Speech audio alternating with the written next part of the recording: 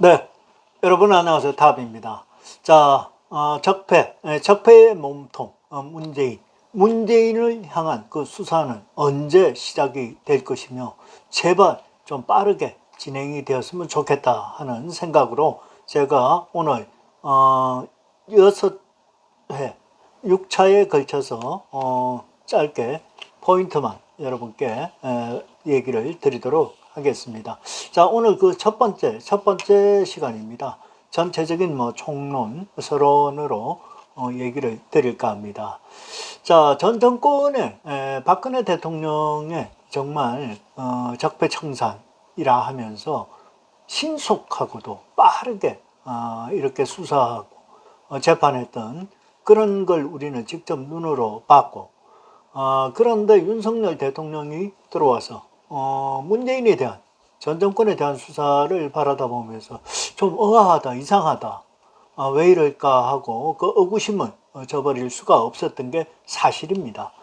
자, 지금 문재인의 이 몸통, 문재인에 대한 수사는 언제부터 시작이 될 거며, 정말 문재인을 어떻게 처리할 것인가, 이건 이제 국민적 관심이 더 커져만 가고 있습니다.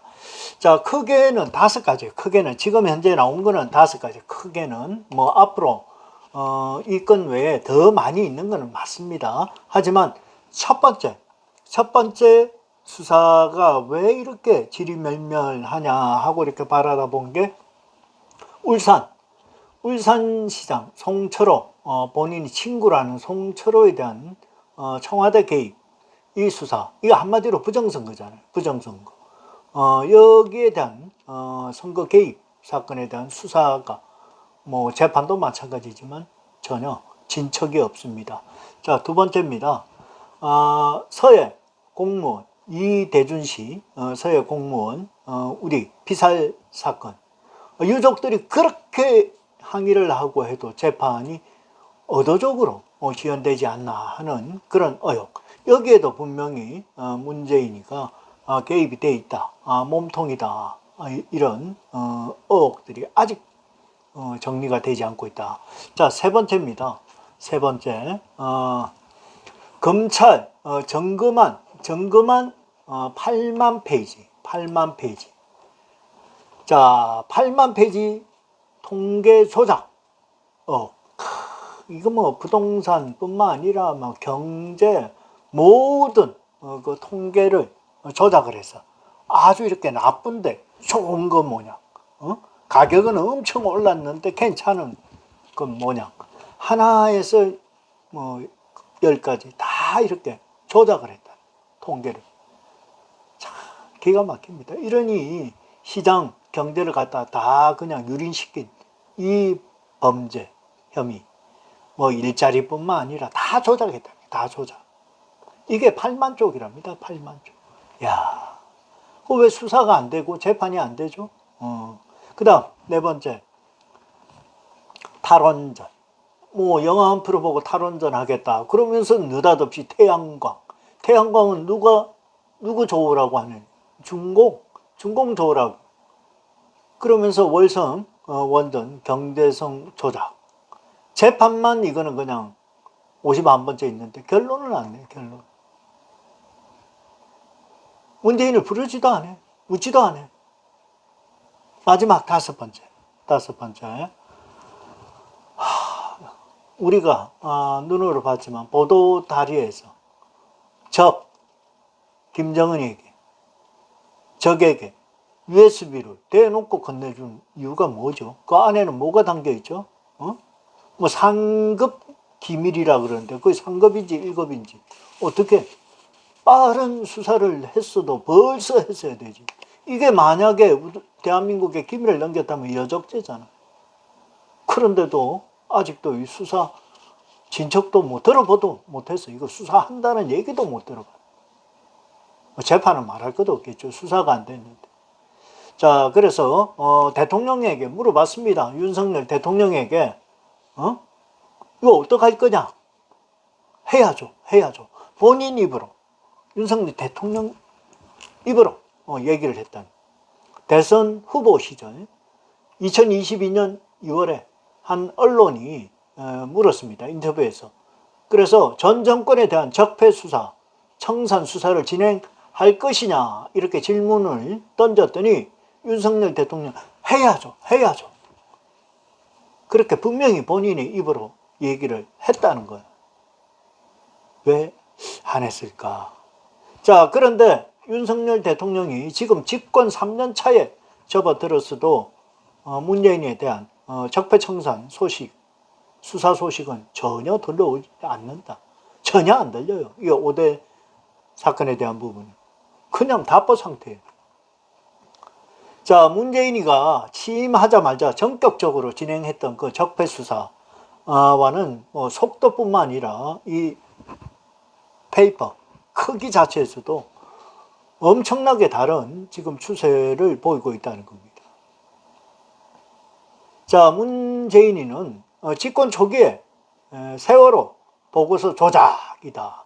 국가정보원 특수활동비, 청와대 상납 등 전격적으로 적폐 수사에 대대적으로 나섰고, 그 당시에 윤석열 대통령이 국정농단 특별검사팀의 수사팀 팀장이었던 거는 확실히 맞습니다. 자, 그랬던 윤석열 대통령이 대통령이 된 뒤에는 문재인에 대한 정권, 전 정부의 권력형 비리나 의혹에 대해서는 아주 이렇게 소극적인 거 아니냐 하는 이 지적이 나왔습니다. 결과적으로는 이 지적이 맞습니다. 틀린 게 하나도 없습니다. 5대 의혹에 대한 거, 나머지 좀 빼놓더라도 9.19 군사 합의라든지 한박도에 북한 인공기가 걸려 있다니 우리나라 영토인 북에게다 한강, 이남에 해저 지도를 넘긴 거, 이건 나중에 다 물어야 되잖아요. 자, 그런데 윤석열 대통령이 무슨 이유인지 지난 적폐청산은 손도 대지 않았다. 문재인 정권 때 수많은 적폐를 윤석열 대통령은 왜 감사하는 것일까 하고 전원책 변호사가 이렇게 지적을 했습니다. 자, 윤석열 대통령 말처럼 전 정권의 대표적인 적폐 수사 사건으로는 청와대 울산 시장 선거 개입 하명 수사 사건, 그 다음에 탈북 어민 강제 북송 및 서해 공무원 피살 사건, 정부 통계 조작 의혹, 월성 원자력 발전소 경제 평가 조작 의혹, 문 전 대통령이 김정은이에게, 문재인이가 김정은이에게 북한 주적 김정은에게 건넸던 USB 등 이렇게 크게는 5가지로 손꼽힙니다. 자, 이제는 윤석열 대통령이 결단을 해야 할 겁니다. 대통령이 직접 진두지휘를 해야 할 겁니다.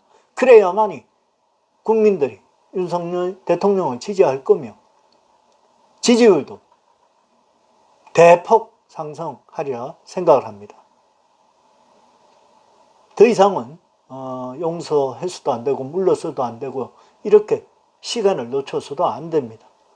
국민들의 분노가 이번 명절 기점으로 어떻게 하느냐에 따라서 이제 많은 생각을 하게 될 겁니다. 아마 이제 추석 이후로는 새로운 검찰총장의 필두로 문재인뿐만 아니라 대한민국의 반국가 세력에 대한 철저한 수사와 그에 따른 법으로 엄히 다스리기를 기대합니다. 자, 오늘 이 문재인의 5대 적폐 수사에 대한 첫 시간이었고요. 요건 나머지 건건에 대해서 5편으로 나누어서 여러분께 방송 드리도록 하겠습니다. 감사합니다. 탑이었습니다. 네, 여러분 안녕하세요. 탑입니다. 자, 문재인의 적폐 수사 집중계획 5가지 중에 첫 번째 사건입니다. 자, 울산시장 선거 개입, 한마디로 부정선거로 친구인 송철호를 당선시키기 위해서 조직적으로 개입을 했던 그런 사건입니다. 자, 이 사건은 2018년 7월 전국 동시지방선거를 앞두고 당시 청와대가 문재인의 친구 송철호를 울산시장에 당선시키기 위해서 선거를 조직적으로 개입을 했다 하는 의혹입니다. 자, 사건 개요 한번 찾아보도록 할게요. 울산시장 선거를 앞두고 울산경찰청 당시 황운하 조국혁신당 지금 의원이기도 하죠. 자, 경찰청은 그 당시 송 후보, 송철호의 경쟁자였던 지금 김기현 당시의 울산시장, 현재는 국민의힘의 의원입니다. 자, 비비 수사에 착수를 한다 하면서 김기현의 최측근인 비서실장과 친동생이 아파트 건설 현장에서 레미콘 납품 관련해 특혜를 주거나 불법 계약에 관여했다. 이런 의혹이 김기현 시장이 국회의원 시절 쪼개기 후원금을 받았다 하는 이런 의혹을 제기하면서 송철호가 오히려 이런 의혹을 울산경찰청 황운하에게 전달을 합니다. 자, 해당 인사는 이 비위 의혹을 대통령 민정수석실에도 알렸다. 이때 민정수석이 조국입니다. 자, 이후 민정수석관실에 당시 김기현 시장에 대한 수사 과정을 보고받고 내용이 확인되었다. 자, 청와대가 선거에 개입한 것 아니냐 하는 이런 논란이 당시에도 이렇게 불거졌던 내용입니다. 자, 울산경찰청은 울산시청 압수수색 장면이 실시간 보도되면서 김기현 그 당시 시장은 재선을 노렸지만 어떻게 돼요? 지지도가 급락을 했죠. 뭔가 이렇게 불법적인 이런 행위가 있었다 하고 이렇게 언론을 통해서 보도가 되었기 때문에, 자, 그래서 이런 사항을 청와대 개입, 언론 집중 보도 등으로 해서 송철호가 시장에 당선될 수 있도록 결정적인 역할을 했다. 자, 이에 2019년 11월 검찰은 당시 경찰이 대통령 민정수석실 지시를 받고 김기현 시장에 대한 수사를 착수했다는 정황을 포착해서 수사를 시작을 했습니다. 자, 검찰은 공소장에 다음과 같이 이렇게 적었습니다. 자, 피고인 송철호는 대통령 문재인과 친분을 배경으로 대통령 비서실이 나서서 김기현 울산시장에 대한 수사를 경찰에 독려하거나 표적 수사가 진행되면 김기현 시장의 적폐 이미지가 부각되어 선거에 유리한 상황이 조성될 수 있을 것으로 기대하고 민정수석관실에 소속 파견 공무원에게 김기현 시장에 관련된 비정보를 송철호가 이렇게 제공을 하기도 했다. 자, 이 사건은 검찰 수사가 진행된 지 4년 만에 지난해 11월 2023년 11월에 첫 판결이 나왔습니다. 서울중앙지법 형사 합의 21-3부 재판장 김미경이었고요. 송철호 전 시장, 황운하 현 의원 등에게 공직선거법 위반 혐의로 징역 3년을 선고했다. 그럼에도 황운하는 지금 국회의원을 하고 있다. 기가 막힙니다. 자, 백원우 전 대통령 민정비서관 그리고 박영철 전 대통령 반부패 비서관에게는 각각 징역 2년과 징역 1년, 집행유예 2년을 선고했습니다. 이후 검찰과 송철호 전 시장, 황운하 의원 등이 모두 항소해서 지금 현재 항소심을 진행하고 있는 상황입니다. 자, 1심 판결문에서는 형량 선고를 받은 이들 외에도 문재인과 당시 민정수석 비서관이었던 조국, 그리고 판결문에는 현직 지방단체장 김기현에 대한 비정보 대통령 비서실을 통해서 경찰 수사가 진행되도록 이렇게 했고, 이를 선거에 악용하려는 전략은 송철호와 문재인 사이 친분, 그리고 조국 전 민정수석이 과거 송철호의 후원 회장을 맡기도 했던 그런 사이였다. 자, 이랬던 송철호의 개인적인 영향력이 없었다면 쉽게 생각해 볼 수도 없는 그런 전략이었다. 조직적이었다. 이렇게 적혀 있다.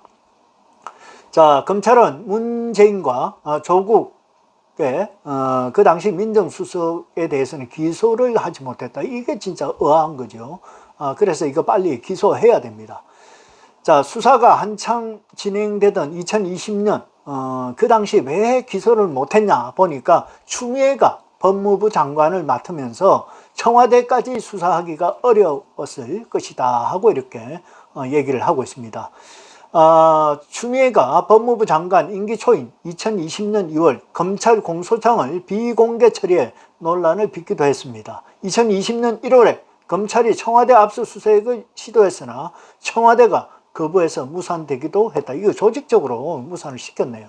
그에 말 검찰이 이진석 국정상황실장을 추가 기소하려고 했었는데 당시 서울중앙지검장이었던 이성윤이가 지금 현재 민주당 의원이 기소를 지연시켰다는 그런 논란도 지금 일고 있었습니다. 자, 1심 재판이 끝난 올해 1월 검찰은 해당 사건 재수사를 시작하면서 조국뿐만 아니라 임종석 그 당시의 비서실장, 당시 청와대 관계자들에 대한 수사도 지금 진행되고 있는 것으로 알려지고 있습니다. 서울중앙지검 공공수사 2부 부장 조민우 부장 검사는 최근 이 사건과 관련해서 울산경찰청 소속 경찰과 울산 지역 민주당 관계자 7, 8명을 참고인 신분으로 조사를 했습니다. 자, 재수사를 통해도 성과를 내기가 좀 어려울 것이다 하는 이런 법조계 주변의 얘기도 지적이 지금 나오고 있는데 전직 대통령 청와대 핵심 인사를 기소하고 처벌하려면 결정적인 핵심적인 증거를 찾아내야 하는데 6년 가까운 시간이 이렇게 흘렀기 때문에 결정적인 증거를 찾기는 좀 어렵지 않나 이렇게 보고 있습니다. 재수사는 지금 소 잃고 외양간 고치는 격이다. 필요한 절차이며 실제적인 성과를 내기는 어려울지 몰라도 항소심 재판에는 영향을 미칠 수 있다. 이렇게 설명을 했습니다. 자, 조직적으로 6년 동안 이렇게 수사를 방해했고 거기에는 추미애도 개입이 되어 있고 여러 가지 조직적으로 청와대가 이 울산시장의 선거 친구 송철호를 당선시키기 위해서 문재인과 이렇게 조직적으로 개입을 했다. 이게 선거 부정이죠. 여기에 대한 의혹들 빨리 그 몸통까지 수사가 진행될 수 있도록 총력을 다해서 기력을 모아야 될 것 같습니다. 감사합니다. 탑이었습니다. 네, 여러분 안녕하세요. 탑입니다. 자, 문재인의 5대 적폐 수사 어제 울산시장 선거 개입 사건에 이어서 오늘 두 번째 시간 먼저 서해 공무원 피살 사건 그리고 탈북어민 강제 북송 사건에 대해서 얘기를 드릴까 합니다. 자, 서해 공무원 피살 사건은 2020년 9월 22일 서해 소연평도 인근 해역에서 벌어졌던 사건이었습니다. 자, 당시 어업 지도를 하던 해양수산부 어업관리단 소속의 우리나라의 공무원 이대준 씨가 실종 후에 북방 한계선 이북 해안까지 가서 북한의 총격에 의해서 숨진 사실이 드러났습니다. 당시 정부는 이대준 씨가 자진월북을 했고 이 과정에서 사망을 한 것이다 하고 사건을 은폐 조작을 한 겁니다. 도박빚이 있었다, 가정 환경이 좋지 않았다, 그래서 월북을 한 것이다, 이렇게 처음 발표가 되고 조작 발표가 됐던 사건이었습니다. 자, 그랬는데 이게 자진월북이 아니었다 하고 이렇게 사건이 이제 뒤집어진 것은 2023년 작년이죠. 6월 윤석열 정부가 이 사건을 재조사하겠다 하면서 이렇게 새로운 사실들이 밝혀졌습니다. 자, 그래서 검찰은 2022년 10월 서욱 전 국방부 장관 그리고 김홍희 전 해양경찰청장에 대해서 구속영장을 청구했고요. 자, 이대준 씨와 관련해서 자료를 삭제했고 자진 월북으로 이렇게 몰아갔던 같은 해 국전 원장이었던 저기 보이는 박지원이 그리고 민주당 현재는 의원이죠. 그리고 노원채 전 국정원장 비서실장도 같은 혐의로 기소해서 아직도 지금 재판이 진행 중입니다. 참 재판이 왜 이렇게도 기는지 모르겠네. 자, 그래서 지난해 12월 7일 감사원은 서해 공무원 피살 사건에 대한 최종 감사 결과를 발표했고 지난 정부가 서해 공무원 피살 사건 당시 상황을 방치하고 사건 이후에도 서해 공무원 관련 사실을 왜곡했다는 이런 결론이 내려졌습니다. 자, 그래서 아직 이 사건은 1심의 판결조차도 나오지 않은 그런 상황입니다. 자, 북한이나 군 관련 이런 재판은 좀 길어지는 경향이 있다. 재판에 출석한 정인들이 국가기밀 혹은 비밀이라는 이유로 정언을 거부하는 일이 잦기 때문이기도 하다. 하지만 숨진 바로 사진에 보이는 이대준 씨의 형 이래진 씨가 재판부에 이제 의견서도 제출하고 지금 보이는 서예 일기라는 책 본인이 활동하면서 느꼈던 이런 부분도 책으로 제작을 해서 이렇게 지금 배포를 하고 있는 그런 상황입니다. 자, 그래서 사건 발생이 4년이 지났는데도 아직도 1심도 끝나지 않는 재판 지연, 이거 정말 문제가 있는 그런 사건이다 하는 얘기를 안 드릴 수가 없네요. 자, 그래서 빨리 이 몸통에 대한 수사가 진행이 되려면 이 밑에 하부들 이 찌꺼기들 빨리 수사가 이루어져야 되지 않을까 하는 생각입니다. 자, 서예 일기 이 책에 대해서는 국민의힘 김민전 의원이 많은 의원들 그리고 당원들에게도 이 책을 구매를 좀 하자 하고 이런 구매 활동 운동도 진행을 하고 있는 상황입니다. 자, 다음 탈북어민 강제 북송 사건 기가 막힙니다. 자, 이건 뭐 서해 공무원 사건과 마찬가지로 북한에서 탈북을 해온 어민을 강제로 북한에다 그냥 넘겨줘 버리니까 그들은 총살당했죠, 총살.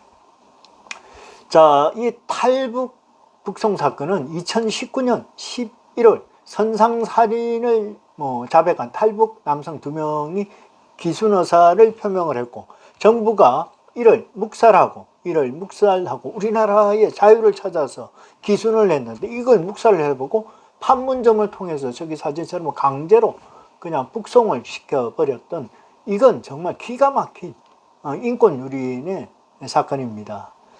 자, 이들은 흉악 범죄를 저지른 범죄자로 보호 대상이 아니며 국제법상 난민으로 인정할 수 없다 하고 이렇게 얘기를 했습니다. 하지만 이후 정권이 바뀌고 2022년 6월 정부는 해당 사건 진상규명을 한다. 다시 이렇게 수사하고 나섰습니다. 자, 그래서 지난해 2월 이 사건에 관련해서 정의용 국가안보실장, 서훈 전 국가정보원 원장, 노영민 전 대통령 비서실장, 그리고 김연철 전 통일부 장관들이 국가정보원법상 직권남용 혐의로 지금 기소돼서 재판을 받고 있습니다. 자, 이들도 국가안보 등을 이유로 비공개 진행이 되었고 탈북어민 강제 북송 사건은 재판이 7개월 만에 이렇게 공개가 되었습니다. 재판부 또 앞으로는 특별한 경우가 아니면 재판을 공개해서 이렇게 하겠다 하고 이렇게 밝혔습니다. 자, 그래서 직권남용 등 정호영이 그리고 서훈 그리고 이들에 대한 재판이 비공개 심리로 전환된 지 7개월 만에 이제 공개 재판을 하겠다 하고 이렇게 밝혔습니다. 자, 국정원 직원들에 대한 정인신문이 마무리되면서 이제 비공개할 필요가 없다. 얘들의 어떤 핑계는 이제 들어주지 않겠다 하고 재판부가 판단한 것으로 되었고, 국정원 직원들의 얘기는 정말 필요한 비밀 그런 부분이 일부는 있기 때문에 비공개로 진행을 했다 하는 얘기입니다. 자, 이름에도 불구하고 또 서훈이나 이들은 또 엉뚱한 얘기를 하고 있습니다. 국가보안 문건이 제시되지 않더라도 질문안에 내용이 녹아 있을 수 있어 비공개로 진행하는 게 합리적이지 않을까 하고 이거 엉뚱한 소리를 하고 있습니다. 하지만 재판부는 됐어, 이제 그만 됐고, 앞으로 공개를 하는 것을 원칙으로 한다. 비공개 꼭 이 비공개로 해야 될 부분에 있어서는 따로 우리가 심의해서 결정을 하겠다. 자, 그래서 이날 재판에도 김현철 당시의 통일부 장관 거기에 같이 비서로 근무했던 황모 씨가 이제 증인으로 나와서 전반적으로 확실한 정보가 이제 이렇게 통일부 쪽으로는 오지 않았고 일 처리하는데도 상당히 애를 먹었다. 하지만 국가안보실에서 지고 짜고 있고 통일부가 뒤처리하는 상황이 돼서 김현철이 그 당시에도 불만을 토로했던 그런 기억이 있다 하고 얘기를 했습니다.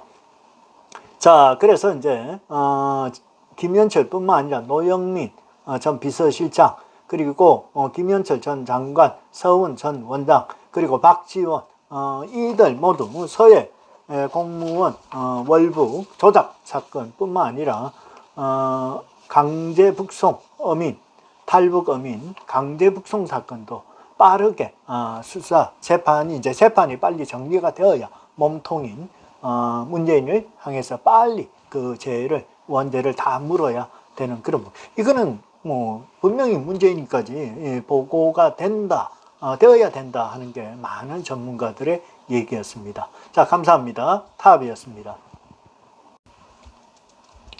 네, 여러분 안녕하세요. 탑입니다.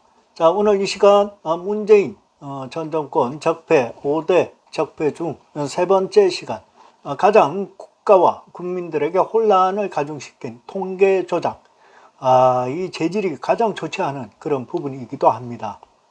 국민들을 대놓고 속였다는 얘기입니다.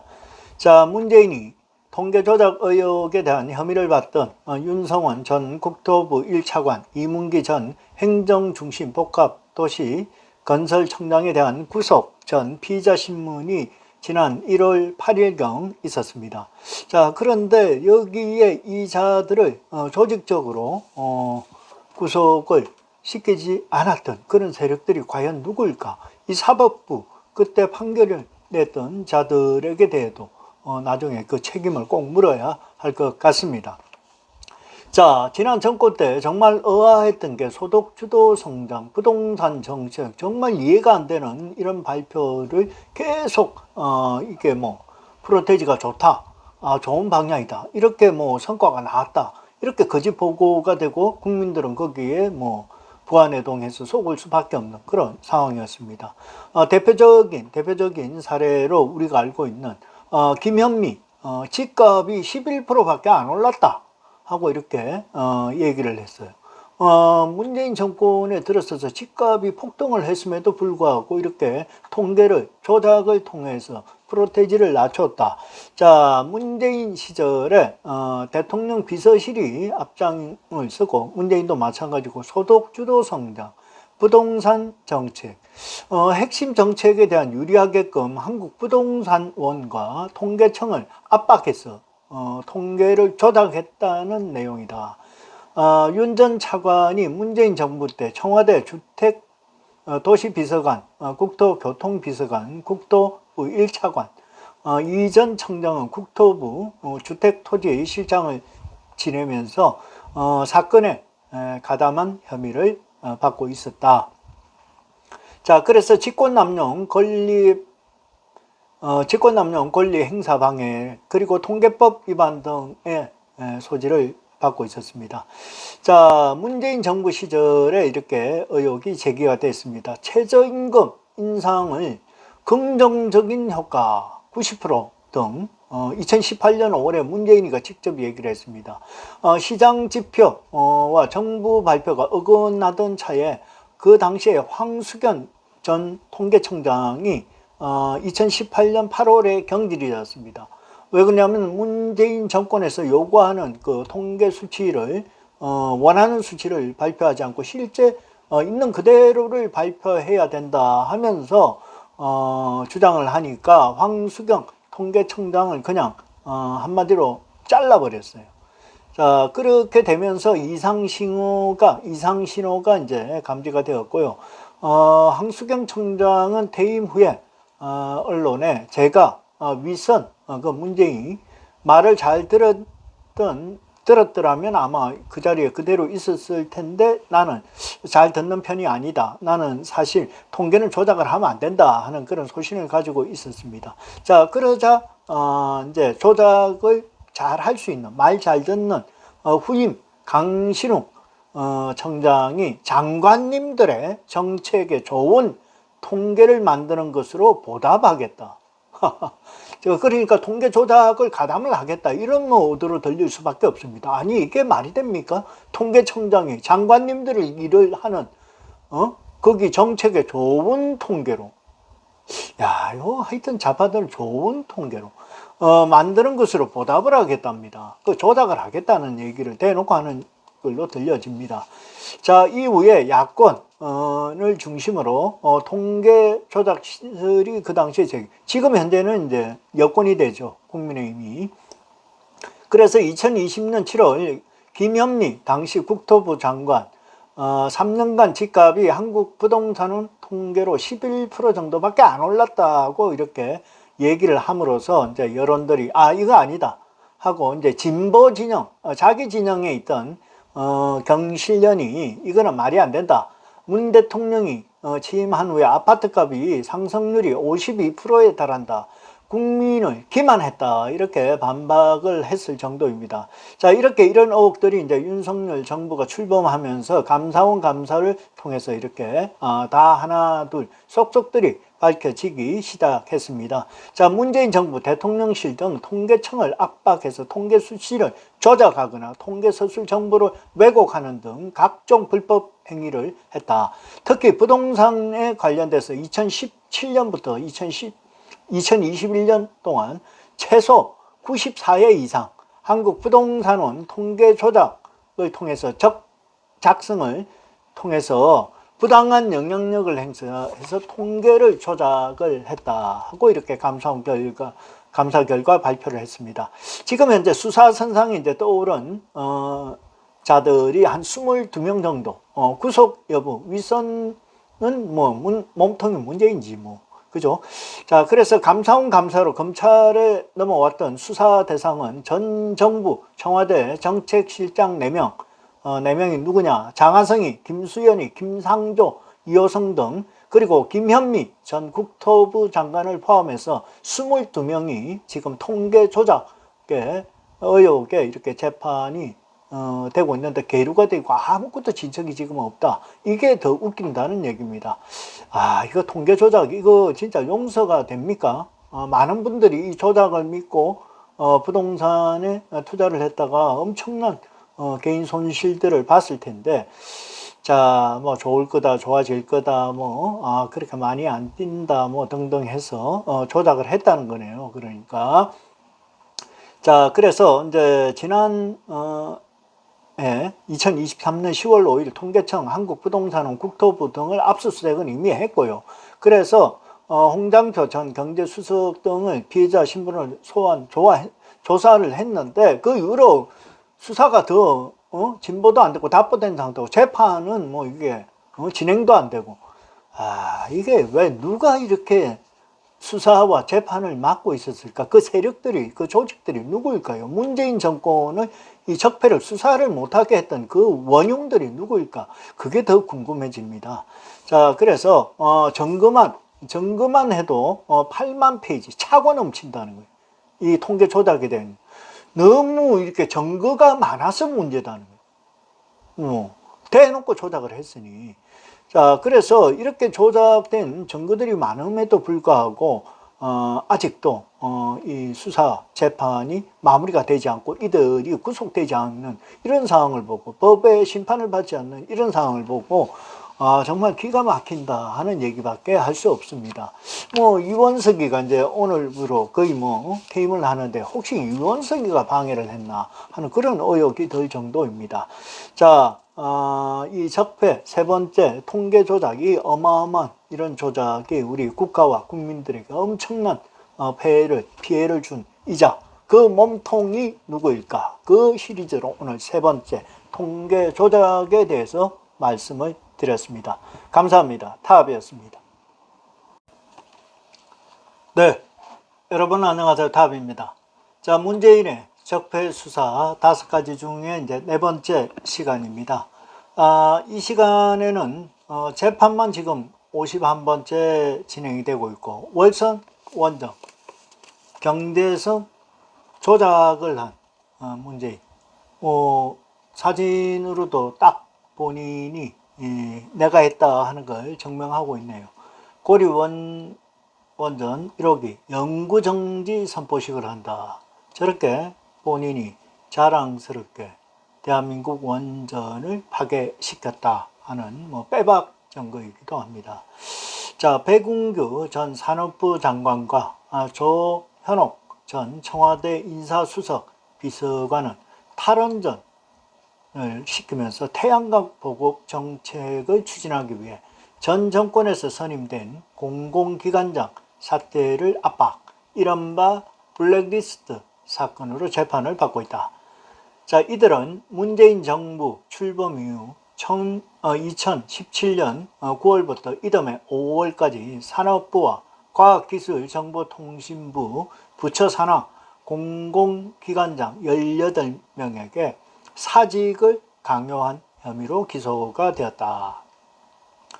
자, 한전 KPS의 경우 2017년 12월 직원 86명의 인사를 단행했지만 청와대가 인사수석실이 원하는 기관장 임명을 전에 인사가 단행되었다며 사흘 만에 본인들이 원하는 인사를 하려고 취소를 시켜버렸고 청와대 지시를 거역했다는 이유로 특별감찰반을 보내서 조사하겠다 이렇게 압박까지 한 대단한 어마무시한 정권이었다. 문재인 정권.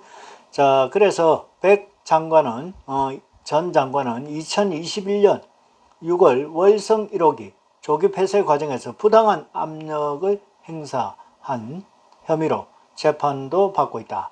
2018년 당시 원전 담당 과장이 월성 1호기 조기 폐쇄는 하되 다만 원자력위원회 원전 연구 정지 허가가 나올 것으로 예상되는 2020년까지 약 2년 동안은 한시 가동 방안을 보고하자. 배궁규 장관이 바로 너 죽을래? 즉시 중단하고 보고서를 다시 쓰라고 지시했다. 너 죽을래? 자, 문재인이 당시에 연구 가동 중단은 언제 결정한 계획인가 하고 이렇게 댓글을 달았는데 검찰은 이를 계기로 월성 원전 1호기 조기 폐쇄가 진행되었다. 본인이 하겠다고 저를 선포시까지 했는데 뭐 여러모로 압박을 했다 하는 게 이게 간접적으로 확인할 수 있는 부분입니다. 자, 윤석열 정부가 들어서서 검찰 수사가 시작이 되었고 산업부는 여러 차례 압수수색을 당하는 이런 수모도 겪었습니다. 자, 산업부의 압수수색, 검찰 수사는 공무원 사회에 큰 충격을 주었고 여야 쟁점 사안에 대해서도 특별법 없이 사실상 일하기 어려운 구조가 되었습니다. 에너지 안보는 정권이 바뀐다고 달라지는 게 없다. 과거 전력, 원전 분야는 공무원 중에서도 일 잘하는 사람들이 같은 곳인데 지금은 점차 끓이는 그런 자리로 바뀌어 버렸다. 자, 문재인이 이 좌파 정권이 한번 들어서니까 정말 우수한 인력, 자부심을 가지고 일하던 원전 생태계를 대놓고 파괴를 시켜버리고 중공에 태양광을 가지고 들어오려고 그랬던 했던 이 자들의 행위를 꼭 심판을 하고 벌을 일벌백계 해야 될 것 같다 하는 생각입니다. 자, 지금 월성 원전 경제성 조작은 재판만 51번째 하고 있습니다. 자, 월성 원전 경제성 조작 사건이 2020년 10월 감사원 폭로로 시작이 되었습니다. 감사원은 산업통상자원부가 월성 원전 1호기 조기 폐쇄를 위해서 경제성을 조작했다 하는 내용의 감사원 결과를 발표했습니다. 자, 산업부가 원전 조기 폐쇄를 이미 문재인이 때문에 영구 정지하다 보니까 폐기를 사전에 결정해놓고 경제성 평가를 뒤에 이루어지는, 한마디로 이렇게 숫자를 조정했다, 조작했다는 이런 내용이다. 자, 검찰 조사 결과에 따르면 경제성 평가 과정에서 원전의 경제성을 15분의 1로 줄이고 감사 과정에서 산업통상부 직원들이 자료를 삭제하는 등 정황적 증거 인멸도 다 발견이 되었다. 자, 2021년 산업부 자료를 삭제한 공무원의 3명 감사 방해 및 증거 인멸 혐의로 이렇게 검찰이 기소도 했습니다. 자, 1심에서는 징역형이 선고되었으나 항소심, 상고심을 거치면서 무죄 판결 확정이 되었다. 이 참 재판부 이거 엄청난 문제가 이게 많은 거예요. 이게 바로 져야 되는 겁니다.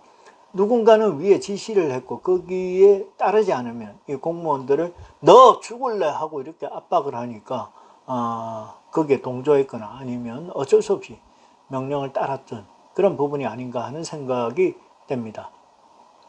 자, 월성 원전 1호기 경제성 조작 관련에 대한 대량 삭제한 산업부 공무원 3명에게도 무죄를 선고했다. 그래서 검찰은 항소심 판결을 파기해달라는 내용 의견서를 보냈으나 재판부는 감사원의 디지털 포렌식이 적법하게 실시되지 않았다 이렇게 본다. 야, 이거 큰일 났네. 사법부 진짜 누가 이거 재판을 했나? 기가 막히는 이런 부분. 이러니까 범죄자들을 이게 제대로 소탕도 못하는 거고 범죄를 저질러도 책임의식이나 전혀 미안함이 없이 뻔뻔한 이런 상황으로 이제 되는 거지. 이게 이제 무죄가 되어버리니까 문재인이 몸통에게 지금 가는데 제동이 걸리고 시간이 걸린다는 거예요. 자, 이렇게 무죄가 되면서 수사가 이렇게 난항을 겪고 있다. 2021년 6월 백운규 전 산업부 장관, 최이봉 전 대통령 산업비서관, 정재훈 전 한국수자력 수력원자력 사장 배임 및 직권남용 혐의로 이렇게 기소를 했다. 같은 해 11월 재판이 진행이 되었으나 아직 1심 판결도 나오지 않고 있다. 월성 원전 1호기 경제성 조작 사건을 최초 제보한 강창호 한국수력원자력 세울 원자력본부 세울 1발전소 노조위원장은 지금까지 열린 공판만 51회인데 결론이 나지 않고 있다. 정권이 바뀌었는데도 산업부가 자료 제출을 늦추는 모습을 보면 정부는 적폐청사 대상인 원전 경제성 조작에 관심이 없는 거 아닌가 하는 그런 생각까지 든다. 이렇게 노조위원장이 밝히는 상황까지 되고 있습니다. 자, 윤석열 정부 문재인의 적폐 수사 네 번째 월선 경제력 월선 원전 경제성도 조작했던 이 사건 관심을 가지고 꼭 빨리 처리하기를 당부드립니다. 감사합니다. 타압이었습니다. 네, 안녕하세요. 타압입니다. 자, 문재인의 적폐 수사 5가지 중에 마지막 5번째 적폐 건에 대해서 얘기를 드리도록 하겠습니다. 자, 5번째는 판문점 도보다리에서 김정은에게 건넸던 USB에 대한 아직은 의혹입니다. 이 부분에 대해서 여러분께 얘기를 드릴까 합니다. 자, 문재인이가 북한의 김정은이에게 도대체 USB에 뭘 집어넣어서 이렇게 보냈을까? 그에 대한 부분은 아직 밝혀지지 않고 오리무중입니다. 2018년 4월 27일 남북 정상회담에서 전 국민이 다 지켜봤죠. 문재인이가 김정은이에게 대놓고 그냥 USB를 건넸다는 거지. 자, 이때 남북 정상회담을 하는 대가로 김정은이에게 모종의 거래를 했다 하는 이런 의혹들도 제기가 되고 있습니다. 참 기가 막힙니다. 국가의 정보를 함부로 지 마음대로 이렇게 넘겨주는 것도 문제고, 이에 대한 적극 수사가 아직 안 되고 있으니 정말 국민들은 통탄을 금치 않을 수가 없습니다. 자, 문재인이가 김정은이에게 USB 3급 기밀이 담긴 것으로 사법부가 공식적으로 확인을 해줌으로써 검찰 수사에 이게 또 활로가 트일지는 사실 참 궁금하기는 한데, 어찌됐든 사법 당국에서 인정을 했다는 거죠. 공식 인정을 했다는 거죠. 자, 그래서 판결문에 따르면 서울행정법원은 구주화 변호사, 자유통일당 대변인, 통일부 장관으로 낸 정보공개 청구 소송에서 원고 패소 판결을 내렸습니다. 요 일자는 이제 5월 17일경입니다. 5월 17일경. 자, 재판부는 USB에 담긴 내용은 3급 국가기밀에 해당한다, 이렇게 판시하고 정부 공개를 거부한 통일부의 손을 들어준 배경을 아래와 같이 이렇게 제시를 했습니다.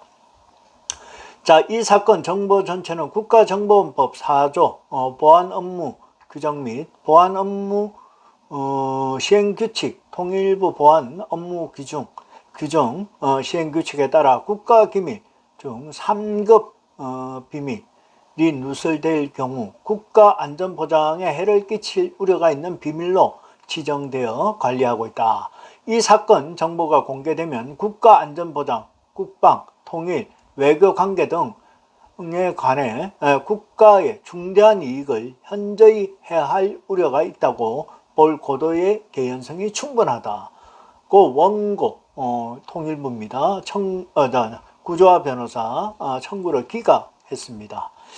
야, 그래서 이게 이럴 정도의 중요하고 외교, 국방, 모든 안전에 중요한데 이걸 USB에 건네줬다. 사실 이거는 거의 여적죄에 해당되는 그런 해당 행위를 한 것이다 하는 게 이게 사법부에서 이렇게 밝혀진 것 아닌가 생각이 됩니다.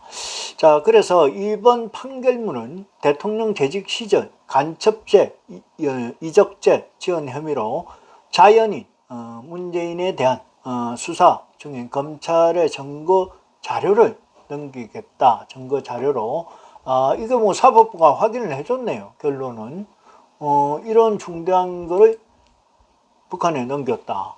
그래서 통일부가 이거는 공개할 수 없다. 자, 이렇게 중요한 자료를 북한에 넘겼다는 게 더더욱 이해가 안 갑니다.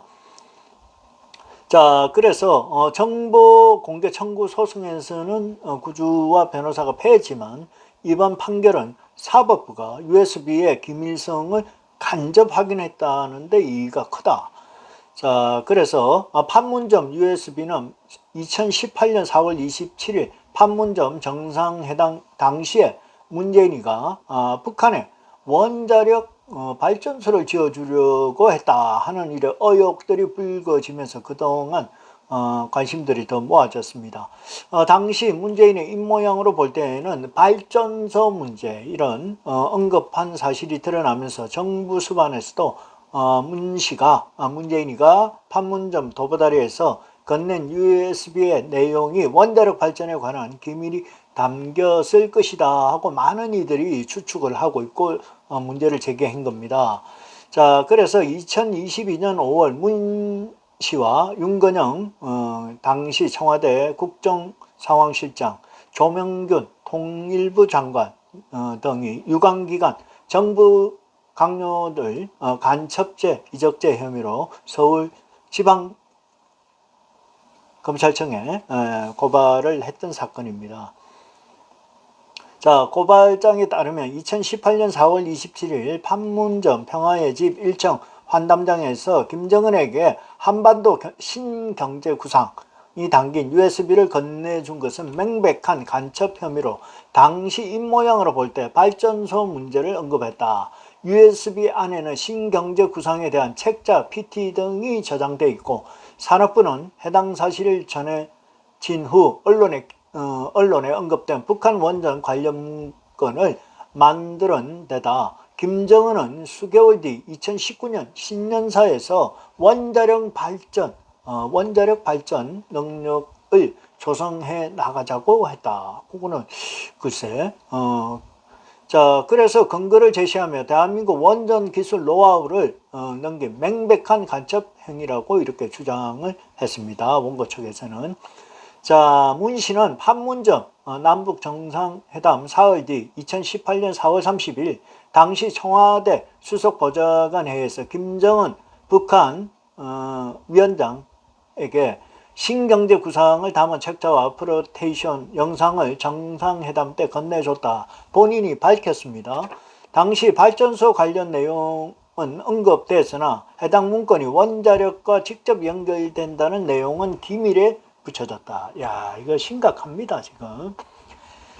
자, 영상 속에 발전소와 관련 내용이 있다는 내용은 사실로 드러났으나 원전이라는 어휘가 없었던 점도 의혹을 더 키웠다. 의혹이 일파만파 확산되면서 당시 야당인 국민의힘 주호영 원내대표도 북한 원전 건설 추진 의혹에 대한 대한민국에서 국정 조사를 공식 요구도 했습니다. 안 받아들였죠.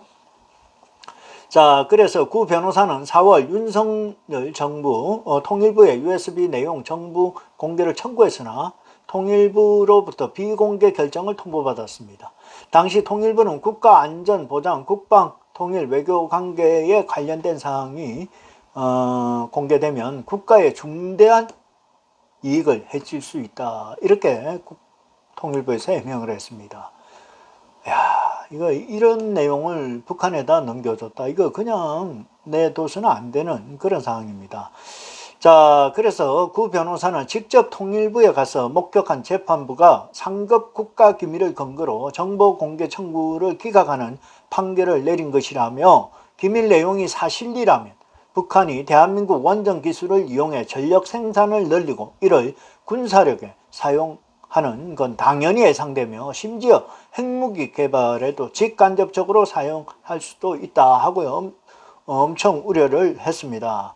자, 그러면서 이번 판결문을 증거로 제출할 계획이며 윤석열 정부 들어서 서울중앙지검장과 담당 수사검사도 변화했고 사법부가 상급 군사기밀을 넘어 상급 기밀 군사가 넘어간 것은 입증한 증거를 검찰이 확보하면 수사에 활로가 트일 것이다 하고 이렇게 전망을 하게 되었습니다. 자, 한편 군 관계자는 3급 기밀 유출은 간첩죄나 이적죄로 처벌받을 수 있는 사항이다. 지금이라도 정부 차원에서 조사가 엄중히 필요한 사항이다 하고 이렇게 바라다 봤습니다. 군 관계자, 이 3급은 엄청나게 중요한 기밀인데 이걸 북한에다 넘겨줬다. 이거는 그냥 내버려둘 사항이 아니다 하는 얘기입니다. 자, 오늘 문재인의 적폐 수사 5가지에 대해서 쭉 여러분께 얘기를 시리즈별로 드렸습니다. 첫 번째 울산시장 선거 개입, 두 번째 이제 서해 공무원 피살, 그리고 세 번째 통계 조작, 네 번째 월성 원전 경제성 조작, 마지막 방점은 김정은이에게 보도다리에서 3급 USB 엄청난 기밀을 넘겨줬다. 자, 우리 수사당국에서는 빠르게 이 적폐 5가지에 대해서 중점적으로 수사하고 빨리 문재인이를 법에 의해서 처단하기를 바랍니다. 그동안 시리즈로 5편에 걸쳐서 여러분께 방송을 드렸습니다. 여러분들 관심을 많이 가져주시기 바랍니다. 감사합니다. 타압이었습니다.